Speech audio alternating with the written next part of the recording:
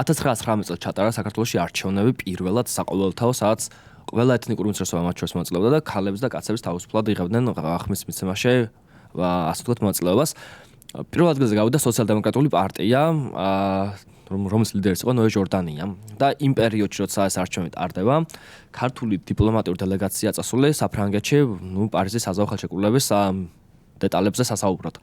და ნიკოლოზ კარლო ჩხეიძეს წერენ წერილს სოციალ-დემოკრატიული პარტიიდან, რომ გილოცავთ როგორც პარტიის ერთ-ერთ საპატიო დამფუძნებელ ძმას გამარჯვებას, მაგრამ ერთი პატარა უხერხულობა გვაქვს როგორც დემოკრატებს. და რა უხერხულობა გაჩნდა კითხვა. 102 მანდატი ავიღეთო. და მე ცუდი არის 102 მანდატი, იმიტომ რომ ჩვენ არ გვაქვს დემოკრატიული ტრადიცია და ჩვენთვის ფუნდამენტალურად მნიშვნელოვანი არის, რომ ბევრი ოპოზიციური პარტია გყავდეს გარშემო.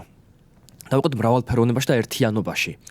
და როცა ჩვენი რესპუბლიკური ისტორია, ჩვენი უახლესი ისტორია დაფუძნებული არის თანასწორობაზე, იმაზე რომ თანასწორუფლებიანები იყვნენ ყველა პოლიტიკური სუბიექტები და ბოლო-ბოლო პარტია ყავდა, რომელმაც დამოუკიდებლობა გამოცხადა სახელით მრგვალი მაგიდა, სადაც ყველა თან უნდა იჯდეს ერთმანეთის პირისპირ და ისაუბრონ, ამის ფონზე როცა კიდევ გაწერია გერბზე ძალაერთობაშია, ხედავ რომ ერთი კაცი მართავს ყველაფერს, ეს რა არის თუ საკუთარი ისტორიის მოტყუება, საკუთარი ისტორიაზე თვალის არ გასწორება და საკუთარი ისტორიის დაღალატება.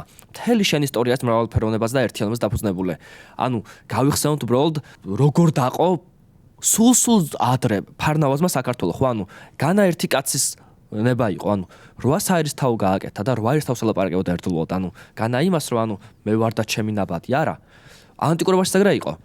1918 წელსაც ეგრე იყო, რომ მრავალფეროვნება და ერთიანობა უნდა ყოფილიყო და არა ერთმართველობა. 90-ებში ეგრე იყო, ჩანაფიქრში თავის ხადიდა. და ერთადერთი ვინც ამ გზას უხვევს ყოველთვის, არის ავტორიტარი ან ის ადამიანი, ვისაც მანიაკალურად უნდა ძალაუფლების შენარჩუნება. და ამ შემთხვევაში დღეს ეგეთია ბიზნა ივანიშვილი.